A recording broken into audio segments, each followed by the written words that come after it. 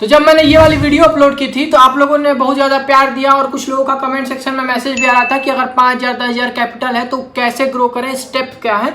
तो मैंने सोचा कि मैं एक डेडिकेटेड वीडियो बना देता हूँ इस पर, ठीक है। तो राम राम भाई लोग, क्या हाल चाल है। अब तो देखो, स्मॉल कैपिटल के साथ सबसे बड़ी दिक्कत ये होती है ना कि ये जो स्मॉल कैपिटल जो लोग लेके आते हैं मार्केट में वो बेसिकली बिगिनर्स होते हैं, ठीक है।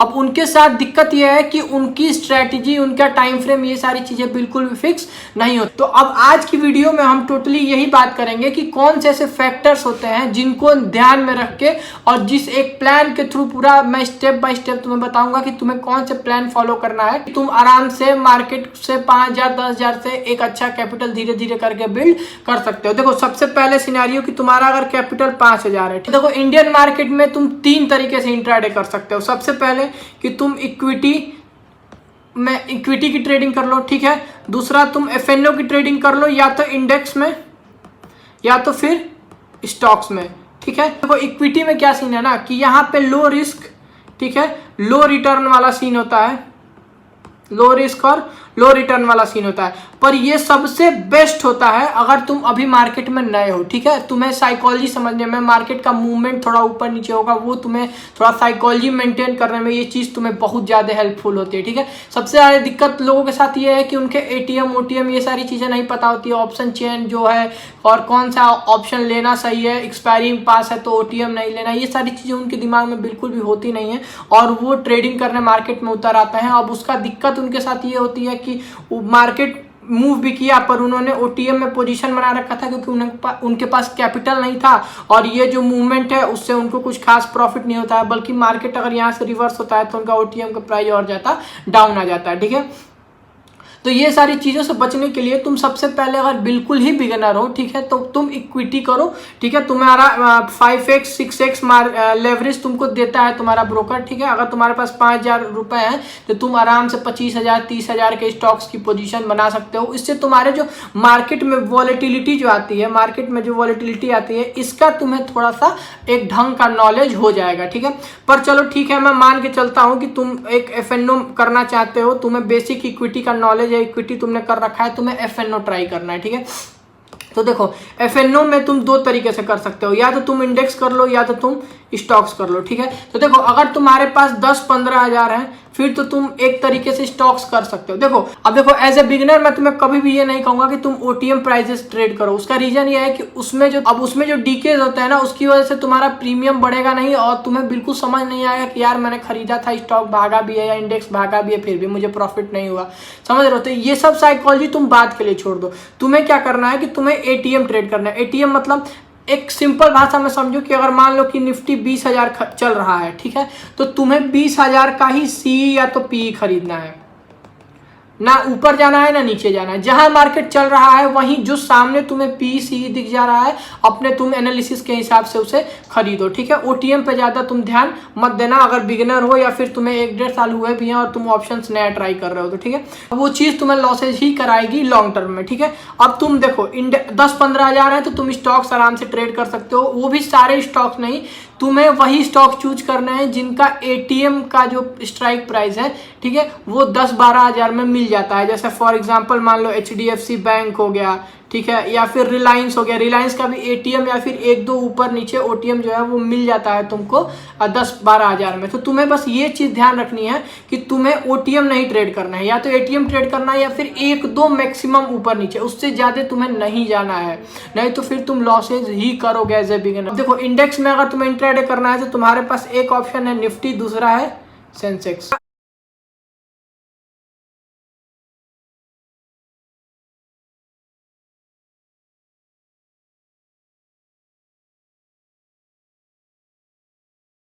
सबसे पहली चीज, बिगिनर हो हर चीज एक रखो। इसका क्या मतलब है, देखो एक बायस रखो, मतलब आज अगर तुम मॉर्निंग में 9:15 पे मार्केट खुला है, तुम बैठे हो, तुम्हारा बायस डिसाइड होना चाहिए कि या तो मैं अप साइड के लिए ट्रेड करूंगा या तो मैं डाउन साइड के लिए ट्रेड करूंगा। तो कोई मतलब नहीं है कौन सा टेलीग्राम चैनल कौन सा टिप्स दे रहा है, कौन सा यूट्यूबर क्या कह रहा है, ठीक है। पर्सनली तुम अपना बायस देखो, न्यूज देखो, गिफ्ट निफ्टी को देखो, अपने लेवल्स बनाओ और उस जगह पे, अभी लेवल्स की भी बात करेंगे, ठीक है, उस जगह पे तुम पहले ही डिसाइड कर लो, ठीक है। डेली मॉर्निंग में एक पेज लो, ठीक है, एक खाली पेज लो, उस पर लिखना स्टार्ट करो कि आज के लिए तुम क्या ट्रेड करो। सबसे पहले अपना बायस लिखो, क्या लिखो, बायस लिखो। अब मॉर्निंग में क्यों करना है ये भी बताता हूं तुम्हें, क्योंकि देखो रात में अगर तुमने बैठ के और लेवल्स ड्रॉ कर लिए निफ्टी या सेंसेक्स पे, ठीक है, और अगले दिन गिफ्ट निफ्टी बहुत ज्यादा डाउन है या बहुत ज्यादा अप है, तुम्हारे लेवल्स के इधर उधर खुल गया, फिर तुम्हारा ट्रेड ही नहीं बनेगा पूरे दिन, समझ रहे हो। तो मॉर्निंग में 7:30, 7:30, 8 बजे के आसपास बैठो, सबसे पहले एनालिसिस करो, न्यूज़ देखो, सारी जितनी भी न्यूज़ है ये सारी चीज़ें, गिफ्ट निफ्टी ये सारी चीज़ें देख लो और डिसाइड कर लो कि आज मुझे ऐसा लग रहा है कि क्रूड ऑयल बढ़ा है और ईरान टेंशन चल रही है और इंडियन गवर्नमेंट में ये न्यूज़ है, ये वो दुनिया भर की जो भी चीज़ है। उसके बाद तुम डिसाइड कर लो कि मैं अप साइड का ट्रेड करूँगा या बाई साइड के लिए ट्रेड करूँगा, सिंपल एक, ठीक है। तुमने बाइस डिसाइड कर लिया, उसके बाद तुम चार्ट खोलो सबसे पहले, और तुम टाइम फ्रेम तुम्हारा डिसाइड होना चाहिए। देखो बहुत ज़्यादा ज़रूरी है कि तुम्हारा टाइम फ्रेम, तुम बिगिनर हो या फिर तुम अगर एडवांस ट्रेडर्स का लाइव भी देखोगे, जो बहुत अच्छे अच्छे ट्रेडर्स हैं, अगर उनका लाइव जाके देखोगे तो उनका स्ट्रैटेजी फिक्स होती है कि मैं अपने लेवल्स बनाऊंगा 4 आवर पे और एंट्री करूंगा 5 मिनट पे। वो नहीं करते हैं 15 मिनट पे, 1 मिनट पे एंट्री। उनका जो सिस्टम फिक्स हो गया है वो फिक्स हो गया है, वो उनके लिए काम करता है, वो उसी पे ट्रेड करते हैं।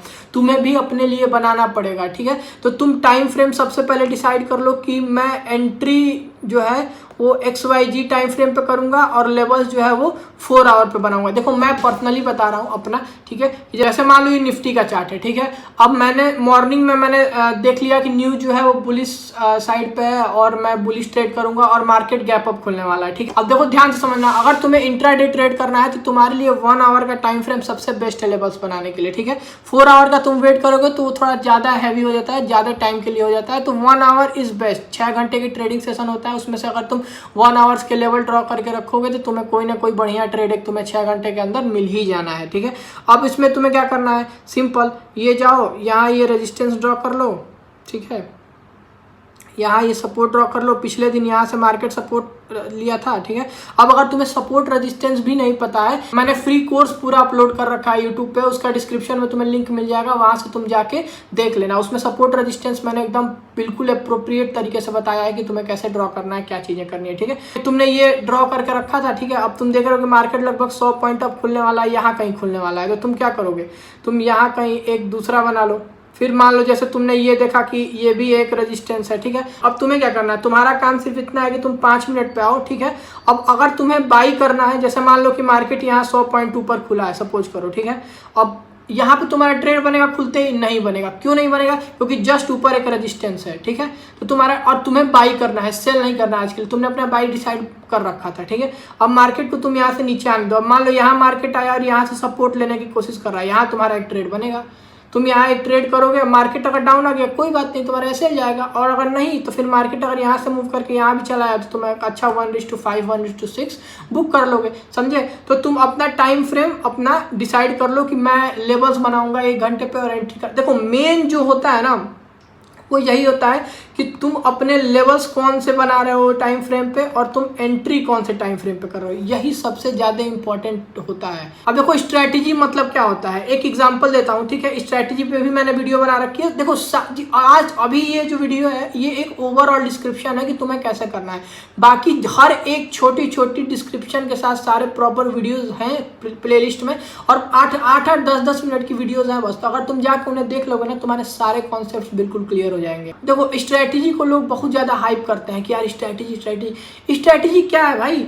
मैं यहाँ खुला है, ऊपर रेजिस्टेंस है, मैं नहीं ट्रेड करूंगा, स्ट्रैटेजी का मेरा पॉइंट नंबर 1। दूसरा, मार्केट नीचे आया, यहाँ पे सपोर्ट लेके ग्रीन कैंडल बनाया है, मैं यहाँ ट्रेड करूंगा, ये पॉइंट नंबर 2 कि जब मार्केट किसी सपोर्ट पे आके, ध्यान समझना, मार्केट किसी सपोर्ट पे आके ग्रीन कैंडल बनाएगा तो मैं यहाँ ट्रेड करूंगा, ये मेरी स्ट्रैटेजी हो गई, ठीक है। पॉइंट नंबर 2, मेरा एसएल कहाँ होगा, जस्ट इस रेंज के नीचे मैं यहाँ कहीं एसएल रखूंगा, ये पॉइंट नंबर 3 हो गया मेरी ये स्ट्रैटेजी का पॉइंट नंबर 3 हो गया, ठीक है। और मैं यहाँ से नेक्स्ट रेजिस्टेंस या तो मैं 1:2 के लिए ट्रेड करूंगा, या तो फिर जो नेक्स्ट रेजिस्टेंस है उसके लिए ट्रेड करूंगा, ठीक है। तो ये तुम्हारा पॉइंट नंबर 4 हो गया। मतलब समझ लो यही स्ट्रैटेजी है भाई, तुम अपनी एंट्री कैसे कर रहे हो, एसएल कहाँ लगाओगे, तुम्हारा एग्जिट कहाँ होगा, तुम कितना रिस्क मैनेजमेंट पे, कितना रिस्क पे कितना रिवॉर्ड लेना चाहते हो, यही तुम्हारी स्ट्रैटेजी होती है, कोई और इसमें तुक नहीं है। एक कमेंट आया था मुझे, उन्होंने मुझसे पूछा था कि 920 EMA क्रॉसओवर काम करता है कि नहीं। भाई देखो सारी चीज़ें काम करती हैं, सारी चीज़ें फिबोनाची 920 बॉलिंजर बैंड, वीवैप और मतलब RSI, फिबोनाची, सारी चीज़ें काम करती हैं ब्रो। और it takes is your risk management, समझ रहे हो। अगर तुम्हारा रिस्क मैनेजमेंट सही है, तुम अगर एक डेफिनिट लॉसेज लेके मार्केट को एक दिन बंद कर दोगे, फिर अगले दिन बैठोगे और तो तुम प्रॉफिट्स कर लोगे आराम से। अब तुम एक ही दिन बैक टू बैक ट्रेड्स करते जाओगे ये सोच के कि आज ही सारा पैसा निकाल लेना है मार्केट से, तो फिर तुम कोई भी स्ट्रैटेजी फॉलो कर लो, तुम्हें लॉसेज ही होंगे, ठीक है। अब तुमने मान लो कि अपनी स्ट्रैटेजी भी फिक्स कर ली। अब देखो इंस्ट्रूमेंट की बात अगर करोगे, ठीक है, तो मैं तुमसे यही कहूँगा कि अगर तुम बिगिनर हो, तुम्हारे पास 5-10 हज़ार है, तो तुम सबसे पहले निफ्टी को चूज़ करो, ठीक है, सबसे बेस्ट है। निफ्टी में तुम दिन में 2 ट्रेड करो, हर ट्रेड पे 400 से 500 का लॉस, मैक्सिमम 400 से 500 का लॉस बियर करो, और इसके एंटी में तुम 1000 या फिर मान लो कि 1200 का प्रॉफिट निकालो, और जैसे ही हिट हो 1200 का प्रॉफिट वहाँ बुक कर दो। और बिलीव मी ब्रो, अगर 65 की क्वांटिटी होती है, ठीक है, तुम्हें सिर्फ और सिर्फ 20 पॉइंट कैप्चर करने हैं, और तुम निफ्टी में आराम से एट द मनी पे एकदम बिल्कुल आराम से 20 पॉइंट कैप्चर कर सकते हो। अगर साइडवेज मार्केट है, उस मार्केट में भी तुम 20 पॉइंट कैप्चर कर सकते हो, अगर तुम्हारी साइकोलॉजी सही है, अगर तुम प्लान के थ्रू काम करोगे तो, ठीक है। अब देखो तुम्हें करना क्या है। अब मैं थोड़ा एक प्रैक्टिकल बात करता हूँ, ठीक है। तुम्हारे पास 5000 है, तुम्हें सिर्फ एक पहले ही टेबल बना लेना है, ठीक है, जिसमें तुम्हें नेक्स्ट जो 30 ट्रेडिंग डेज है, 30 डेज नहीं, 30 ट्रेडिंग डेज पहले ही लिख लेने हैं, तुम्हें फिक्स कर लेना है। तुम्हारा 5000 कैपिटल है, तुमने टेबल के स्टार्टिंग में लिख दिया कि भाई आज डेट ये थी, ठीक है, आज मेरा कैपिटल 5000 है और डे 1 है आज, ठीक, और मैंने ये देख के ट्रेड किया। ध्यान समझना, अगर तुम नहीं कर रहे हो जर्नल, देखो मेरी बात सुनो भाई, मैं अभी बता देता हूँ, जर्नल नहीं करोगे, रिस्क मैनेजमेंट नहीं फॉलो करोगे, कोई, मैं नहीं, इस दुनिया का कोई भी ट्रेडर तुम्हें प्रॉफिटेबल नहीं बना पाएगा। पहला स्टेप ही यही है कि 30 डे तक बिल्कुल एकदम अकॉर्डिंगली, प्लान के अकॉर्डिंगली 30 डेज चलो कि मैं इतना ही लॉस करूंगा, इतने ट्रेड्स करूंगा, और या फिर मैक्सिमम इतना लॉस करूंगा, यहाँ बाई करूंगा, यहाँ सेल करूंगा, सारी चीज़ें एकदम बिल्कुल प्लान के अकॉर्डिंग। ऐसे लाए, चुपचाप सिस्टम बंद करो और हट जाओ, ठीक है। 1 ट्रेड 1 डे 1 स्ट्रेटजी, ये तुम 30 डेज फॉलो कर लो, और तुम इसी वीडियो के कमेंट में आके मुझसे कहोगे कि हाँ भाई मैं प्रॉफिटेबल हो गया हूँ। अब तुम मुझसे कहोगे कि भाई मुझे 2-3 दिन लगातार लॉसेज हो गए, तो क्या होगा? अगर तुम्हें 3-4-5 दिन लगातार लॉसेज हो गए और ये कैपिटल तुम्हारा 3500-3000 चला गया, तो भाई मेरे पहले बैठो, पहले स्ट्रेटजी बनाओ अपनी। तुम्हारी स्ट्रेटजी सही नहीं है। ऐसा नहीं है कि लूजिंग स्ट्रिक नहीं आता है लोगों पर, अगर तुम 10 ट्रेड कर रहे हो उसमें से सिर्फ 1 या 2 प्रॉफिटेबल हो रहा है, तो you have to work on strategy. देखो मैं बता रहा हूँ तुमको, लोगों को 2-3 साल हो जाते हैं, मुझे भी हो गए थे, मैं भी 3-3.5 साल बाद प्रॉफिटेबल हुआ हूँ। उसका रीज़न ये था कि मुझे 3-3.5 साल बाद पता चला कि एक्चुअल में दिक्कत मेरे किस चीज़ में है। कुछ लोगों की एक्चुअल दिक्कत रिस्क मैनेजमेंट होती ही नहीं है, इसके बारे में सबसे ज़्यादा लोग बात करते हैं। कुछ लोगों की एक्चुअल दिक्कत ही यही होती है कि उनके पास कोई स्ट्रैटेजी ही नहीं होती है, या फिर जो स्ट्रैटेजी होती है वो XYZ इंस्ट्रूमेंट पर काम नहीं कर रही होती है। वो गोल्ड पे जो स्ट्रैटेजी काम कर रही होती है वो यूरो USD पर नहीं करेगी, जो निफ्टी पे काम कर रही है वो सेंसेक्स पे शायद ना करे, समझ रहे हो। तो पहले बैठ के अपनी स्ट्रैटेजी फिक्स कर लो, ठीक है। अब ये सारी चीज़ें जब तुम कर लोगे, ठीक, उसके बाद अगर तुमने ये 30 डेज कर लिया और तुम्हारा अगर, ठीक है, धीरे धीरे कैपिटल 30 डेज में, मैं तुम्हें बता रहा हूँ, अगर तुम 30 डे ये चीज़ प्लान कर लोगे, 90% चांस है कि तुम्हारा कैपिटल 20 के 30 के अराउंड चला ही जाएगा किसी वर्ष से वर्ष सिचुएशन में, अगर तुम्हारी स्ट्रैटेजी काम करती है। तो तुम भी अगर चाहते हो तो तुम आराम से बैठो, अपनी स्ट्रैटेजी लिखो, सारे रिस्क मैनेजमेंट में क्या करूँगा, कैसे करूँगा, सारी चीज़ें नोट कर लो, उसके बाद ट्रेड करो, देखो तुम प्रॉफिटेबल हो जाओगे, और तुम अपने 5000 को आराम से एक अच्छे खासे, और तुम अपने 5000 को एक आराम से अच्छे खासे इंक्रीजिंग वे में कर सकते हो। बाकी वीडियो कैसी लगी कमेंट सेक्शन में बताना। मेरी सारी चीज़ें तुम्हें कमेंट सेक्शन में, इंस्टाग्राम, टेलीग्राम, सारी चीज़ें मिल जाएंगी, वहाँ से जाकर फॉलो कर लो। फ्री में मैंने पूरी कोर्स अपलोड कर रखी है, वो भी तुम्हें डिस्क्रिप्शन में मिल जाएगी, वो भी तुम जाके देख लेना, ठीक है। तुम्हारी सारी साइकोलॉजी से रिलेटेड और ये सारी चीज़ें से रिलेटेड सारी प्रॉब्लम तुम्हारी सॉल्व हो जाएगी। बाकी अपना ध्यान रखो और कीप ट्रेडिंग।